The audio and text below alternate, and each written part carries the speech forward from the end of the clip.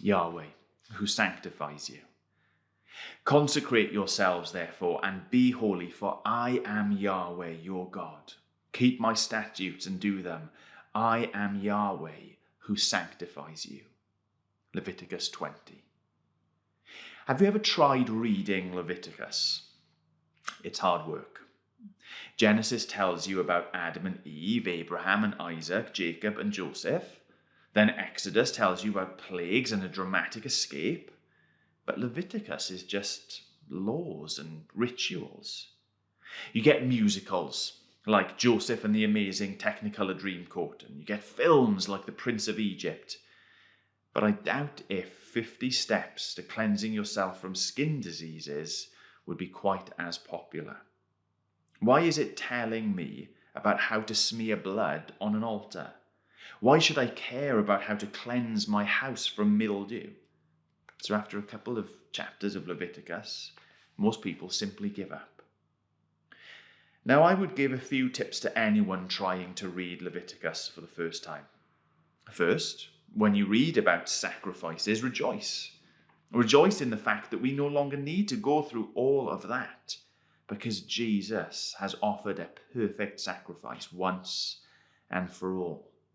See Hebrews 10 for more on that. Secondly, realize how totally committed God is to having people who are set apart for him. Think about how pure the Israelites had to be and how different the nations around them they were. Third, consider how clearly the book makes the connection between sin and death. The Israelites had to kill the sacrificial animals themselves so that they could see the consequences of their sin.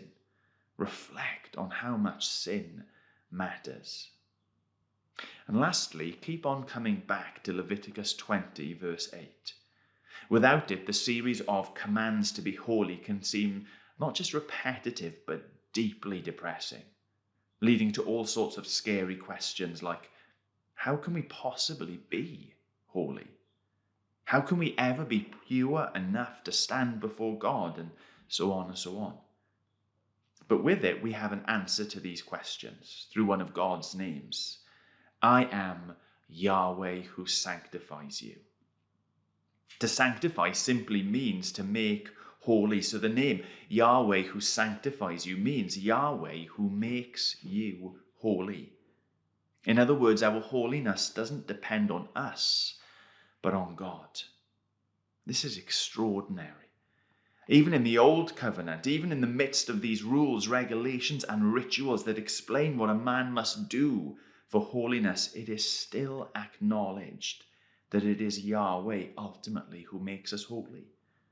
Remember that the Israelites didn't know about the cross. They didn't believe that the Spirit lives in every believer either. Yet it was revealed to them that Yahweh was the one who made them holy. And that is what his name, an unchanging feature of his character, says. No matter where you live in history, you are only made holy by God. How does that work? How can something so alien to us become possible? Well, think about something that you're naturally awful at. For me, it's DIY projects. Recently, I managed to cut off all the water in my flat, blow the power of the building, and electrocute myself off the main supply. So if someone said to me that he was going to make me a DIY expert, I would laugh at him. But how would they achieve it? Well, giving me a guidebook would help if it was read. But I have used them in the past and still make an utter mess of things. Practice would help too. But I'd never get there alone, would I? And I'd get everything wrong in the meantime. The only way it would happen would be if a complete DIY expert came to live with me and showed me how to do every little thing, one step at a time throughout my life. That would eventually make me a DIY expert too. And this is the way God makes us holy. He gives us a book, which helps if we read it. He encourages us to practice, but far more than that, he's given us his complete holiness expert, the Holy Spirit to come and to live in us and to show us how to do every little thing one step at a time, and through this process make us holy. The best illustration of this that I ever heard is from Judson, Cornwall. He describes a large ship coming into a river estuary, wanting to get up the river to a port. Now, rivers can be very difficult to navigate, and the ship's captain doesn't know the river well enough to make it on his own, so he radios for a harbour pilot. The harbour pilot is someone who knows the river like the back of their hand and can point out all of the pitfalls and dangers the ship might face. As he arrives on board, the captain says, "Thank you for coming, sir. Now, if you could just take the wheel, we'll be on our way." But the harbour pilot replies, "No, that's not an option. I can tell you what I think you should do, but you have to make the decisions." So the captain still steers the ship. The harbour pilot makes suggestions that the captain can follow. 20 degrees to starboard here, sir. Slow down for this section. Take this bend wide, sir. And so on.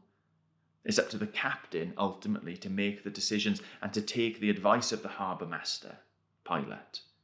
However, occasionally the captain might ignore the harbour pilot, do things his own way, and potentially crash the ship. When we repent, we admit that we don't know how to live a holy life. So we ask God for help, and he gives us the Spirit to come and live in us. It can be tempting to say, "Oh, Holy Spirit, thank you for coming now. If you just take over my life, I'll be on my way." But he replies, "No, that's not an option. Jesus died on the cross so that you could get your free will back. I'm not going to take it away again. So you have to make the decisions." And as we live our lives, he gives us suggestions that we can follow. Stop hanging around with that crowd. Give more this month. Get up half an hour earlier to spend time with me, and so on. Isn't that astonishing? Even more astonishingly, the Holy Spirit did not live in the people like this when Leviticus was written, yet God still revealed himself to Moses as Yahweh who sanctifies you. This is because, as with his other names, making people holy is not just something God does. It is who he is.